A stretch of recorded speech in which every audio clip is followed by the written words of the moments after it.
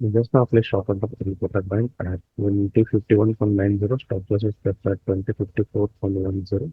That's it will take note of and will call. Hey, just now the sale letter has been executed. Let's see that and watch. It should hold on from this level. Sellers in this area should be recruited now. A lot of fighting between bulls and bears here. Complete sideways movement.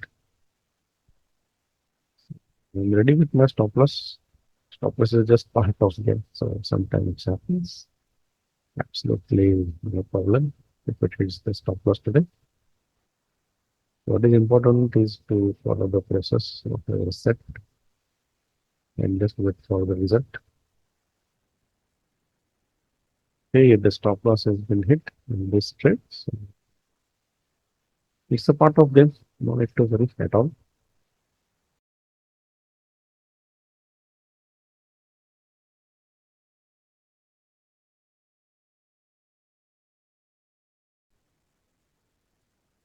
Hello traders, तो discuss करते हैं आज का trade in bank. दो stock loss hit हुआ है, लेकिन setup जानना बहुत जरूरी है। एक्सप्लेन करने की कोशिश करता हूँ। तो as usual daily time frame में देखेंगे तो ये कंप्लीट साइडवेज स्ट्रक्चर में है। और यहाँ पे इसने ब्रेकआउट करने की कोशिश जरूर की थी एक बार, लेकिन ये ब्रेकआउट फेल हो चुका है और प्राइस नीचे आ रहा है।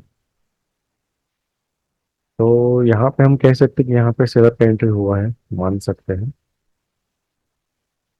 नॉर्मल एसिस करेंगे तो एक सिंपल अगर हम ट्रेंड लाइन यहाँ पे ड्रॉ करेंगे तो उसका भी ब्रेक डाउन हुआ है। तो फर्स्ट कंफर्मेशन, यहाँ पे सेलर का एंट्री हुआ है एट रेजिस्टेंस। सेकंड, ये ट्रेंड लाइन ब्रेक डाउन हो चुका है। थर्ड, अगर हम देखेंगे तो ये हेड एंड शोल्डर पैटर्न भी ब्रेक डाउन होके रिटेस्ट होके नीचे आने की कोशिश कर रहा है। तो और एक ये कंफर्मेशन हम कह सकते हैं। और ऊपर से अगर ट्रेंड लाइन ड्रॉ करेंगे तो इसका भी अच्छा खासा एक रेजिस्टेंस यहाँ पे ले रहा है। तो ओवरऑल इस रीजन में अगर ये हम कहेंगे कि ये साइडवेज फेज में है तो भी ठीक है, लेकिन यहाँ पे सेलर डोमिनेंस थोड़ा सा दिख रहा है अकॉर्डिंग टू प्राइस स्ट्रक्चर, तो हम सेल ट्रेड ले ही सकते हैं। तो ये हुआ overall analysis of this chart. ये हम एकदम गलत तो कुछ नहीं कर रहे इसलिए। अब आते हैं स्टॉक सिलेक्शन। तो उसके लिए हम वॉल्यूम यूज करते हैं, डेली वॉल्यूम यूज करते हैं। तो अगर हम मई मंथ का पूरा डेली वॉल्यूम चेक करेंगे तो 30th मई को हाईएस्ट डेली वॉल्यूम आया है यहाँ पे। और पूरा मई मंथ हम चेक करेंगे तो ये 71 लाख डेली वॉल्यूम है 30 मई को। और कल और परसों ये डबल डेली वॉल्यूम से ब्रेकआउट हुआ है, मतलब डेली वॉल्यूम डबल हुआ है कंपेयर टू प्रीवियस डे। अब ये 2-3 दिन हम देखेंगे चार्ट पे।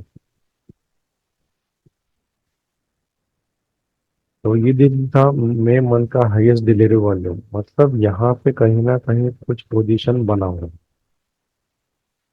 सिर्फ ये देख के हम ये नहीं कह सकते कि रेड कैंडल है, रेड वॉल्यूम दिख रहा है इसलिए यहाँ पे सेलर, ऐसा नहीं है। अगर प्राइस इसके ऊपर है तो शायद यहाँ पे बाइंग का पोजीशन बना है, तो इसके नीचे प्राइस ट्रेड कर रहे तो शायद यहाँ पे सेलर का पोजीशन हो सकता है, ऐसा हम कहेंगे। तो इस डे का अगर मैं लो मार्क करूँ तो कल with double daily volume breakout compare to previous day यहाँ पे और पोजीशन बना है। और ये पोजीशन कहाँ पे बना है? इस इम्पोर्टेंट डे के लो के नीचे बना है। इसका मतलब हम ये कंफर्टेबली अब ये कह सकते हैं कि यहाँ पे सेलर का पोजीशन ऐड हुआ है और यहाँ पे भी सेलर का पोजीशन ऐड हुआ है। इसलिए आज इस कैंडल के इम्पोर्टेंट लेवल से सेल हाइपोथेसिस बनाया था। अब हम ड्रॉ करेंगे इम्पोर्टेंट लेवल प्रीवियस डे। तो ये था कल का दिन। तो ओवरऑल ट्रेंड यहाँ से चालू हुआ और यहाँ पे खत्म हुआ, मतलब ये डाउन स्विंग है ओवरऑल डे का ट्रेंड। और उसमें से मोस्ट हाईएस्ट वॉल्यूम यहाँ पे आया है। तो इस कैंडल का मैं हाई और लो मार्क कर लेता हूँ। अगर स्विंग की बात करेंगे तो ये एक स्विंग इम्पोर्टेंट है, क्योंकि अगर हम स्विंग मार्क करेंगे यहाँ पे तो ऐसा आएगा, ऐसा कुछ स्विंग आएगा। ठीक। तो एक स्विंग इम्पोर्टेंट है और दूसरा ये स्विंग है, लेकिन वो नीचे, इसलिए मैं मार्क नहीं कर रहा हूँ। तो ये तीन ही लेवल है इम्पोर्टेंट। अब आज का दिन ओपन हुआ नीचे, लेवल के नीचे, मतलब सेलर का डोमिनेंस यहाँ पे दिख रहा है। उस कैंडल में ये बेरिश कैंडल बनाया है। और यहाँ पे जब प्राइस इस लेवल को टच किया था, तब यहाँ पे एक बुलिश ट्रेंडिंग जोन बना है, मतलब तीन बुलिश कैंडल है विद इंक्रीजिंग वॉल्यूम। अब हम ये मान सकते हैं कि अगर इस कैंडल का मैं हाई मार्क करूं, क्योंकि यहाँ से बायर का प्रेजेंस दिख रहा था इस कैंडल में। फर्स्ट कैंडल की बात कर रहा हूँ, यहाँ पे ओपन हुआ, ऊपर गया और यहीं से सेलर आए हैं, और ये 100% बेरिश डिसीजन कैंडल है, मतलब सेलिंग का पोजीशन यहाँ पे। अगर ये तीन कैंडल की बात करेंगे जो कि ट्रेंडिंग जोन बना है, उसने इस सेलर को बाहर निकाला, मतलब ग्रीन कैंडल ऊपर क्लोजिंग दिया, मतलब ये बायर पोजीशन यहाँ पे बन गया है। अगर सच में यहाँ पे बायर होता तो शायद ऊपर क्लोजिंग दे देते, लेकिन ऐसा नहीं हुआ है। मतलब इस कैंडल ने इस सेलिंग का पोजीशन भी कंफर्म किया है। कंफर्म तब हुआ जब यहाँ से again once again bearish pressure दिखा। तो थोड़ा मैंने एग्रेसिव ट्रेड लिया शायद यहाँ पे, क्योंकि मैंने फिर 3 मिनट में जाके कंफर्मेशन लेने की कोशिश की। और दो ये कैंडल पिन बार है, मैंने इसे रेड कंसिडर कर किया, क्योंकि ओपन एंड क्लोज में सिर्फ 10 पैसे का फर्क है। ये ओपन 52.70 है और क्लोज 52.8 है। 10 पैसा मैंने थोड़ा बफर दिया और मान लिया, ऐसा होना नहीं चाहिए, लेकिन मान लिया कि ये टू ग्रीन टू रेड बना है यहाँ पे। और ये देख के मैंने यहाँ पे ऑर्डर प्लेस किया था। 51.9 पे मेरा ऑर्डर ट्रिगर हुआ था यहाँ पे, एग्जैक्टली 51.9 पे। तो फर्स्ट कैंडल हाई था और स्टॉप लॉस इस कैंडल के ऊपर था 54.10 पे।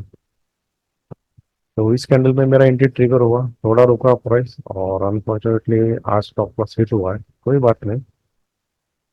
और यहाँ पे भी मैं वेट कर रहा था कंफर्मेशन का, लेकिन ये कंफर्मेशन यहाँ पे कुछ बना नहीं है।